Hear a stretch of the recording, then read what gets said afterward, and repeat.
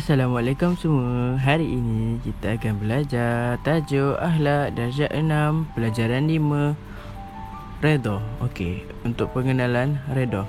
Redha ni merupakan salah satu sifat mahmudah. Ia juga merupakan salah satu ciri orang yang bertakwa. Okey, mencari keredaan Allah ni lebih utama berbanding mencari keredaan manusia.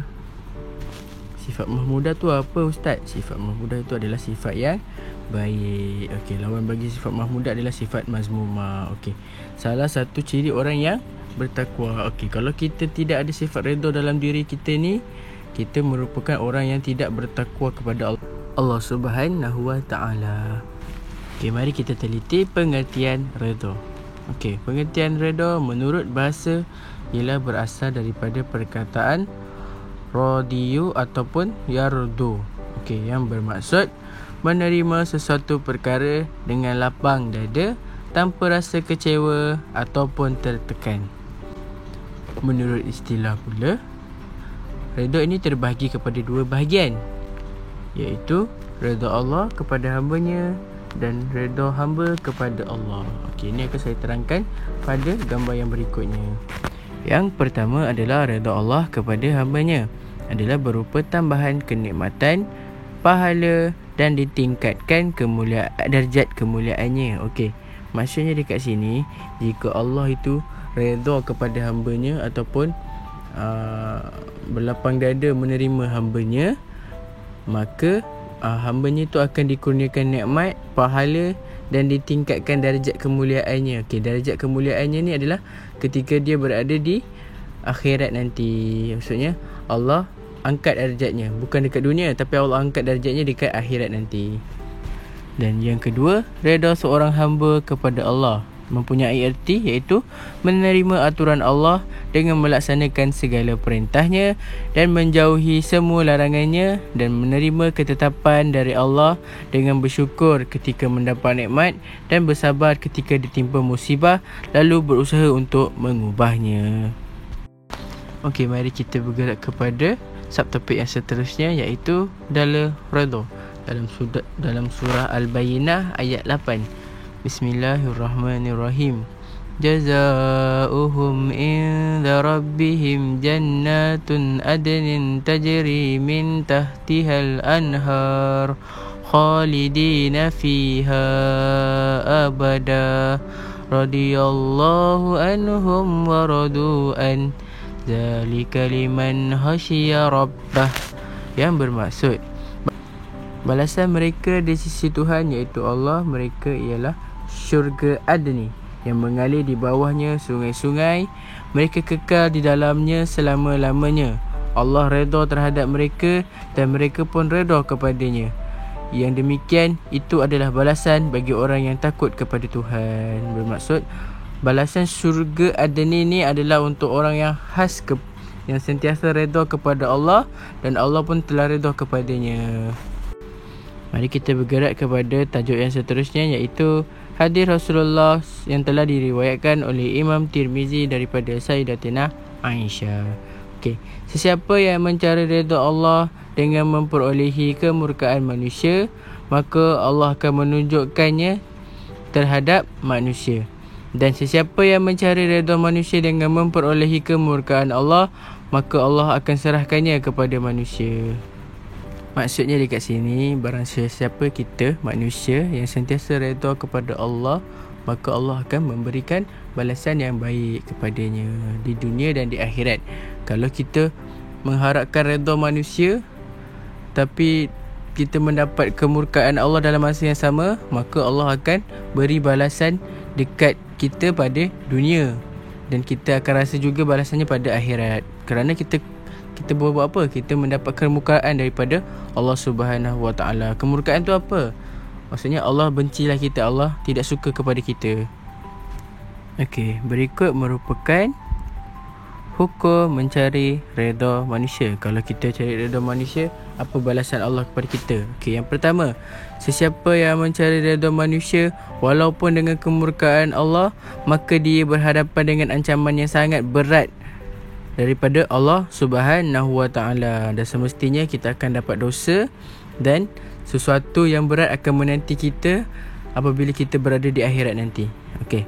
Yang kedua, maksiat yang dilakukan terbahagi kepada dua bahagian, iaitu yang pertama, maksiat yang membawa kepada kekufuran, iaitu melakukan upacara keagamaan yang lain, menolak hukum Al-Quran dan dihukumkan kafir jika dia tidak tahu bahawa sesuatu perkara itu diharamkan.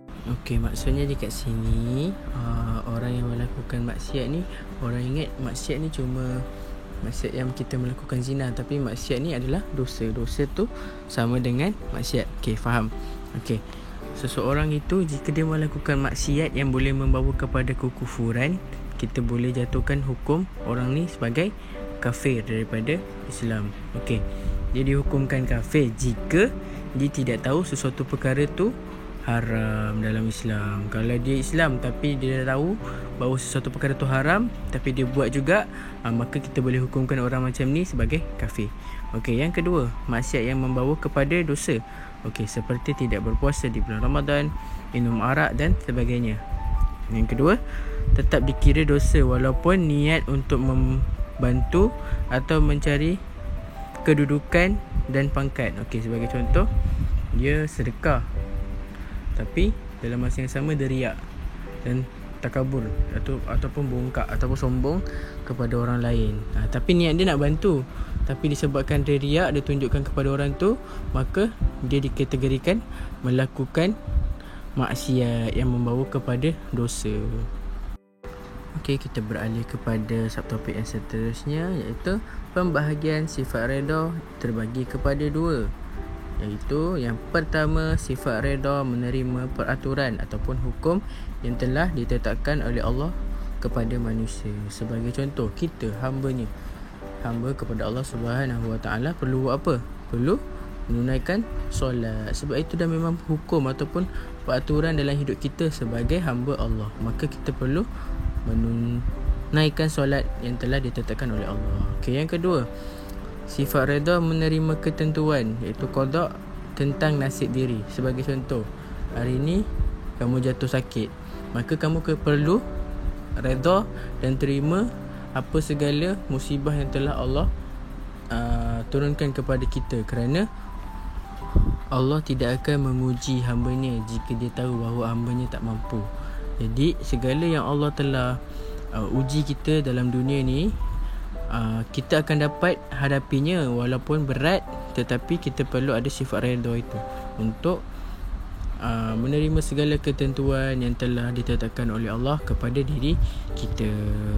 Terima dengan lapang dada dan kesenangan hati.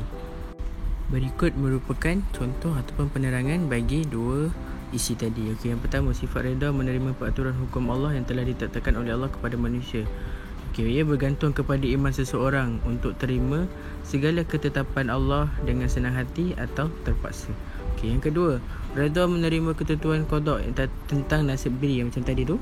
Okey, manusia mempunyai dua keadaan, iaitu positif dan negatif.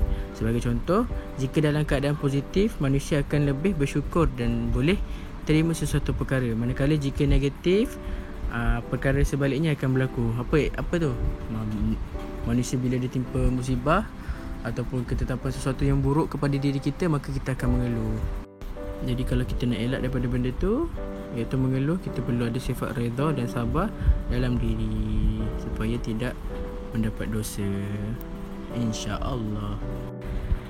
Okey, yang seterusnya adalah cara mencapai kemanisan redha. Okey, yang pertama, mengamalkan sifat qanaah, iaitu sikap berpuas hati dengan apa yang ada terhadap nikmat Allah Subhanahu Wa Taala. Apa yang Allah dah kurniakan kepada kita, kita perlu terima dengan hati yang terbuka.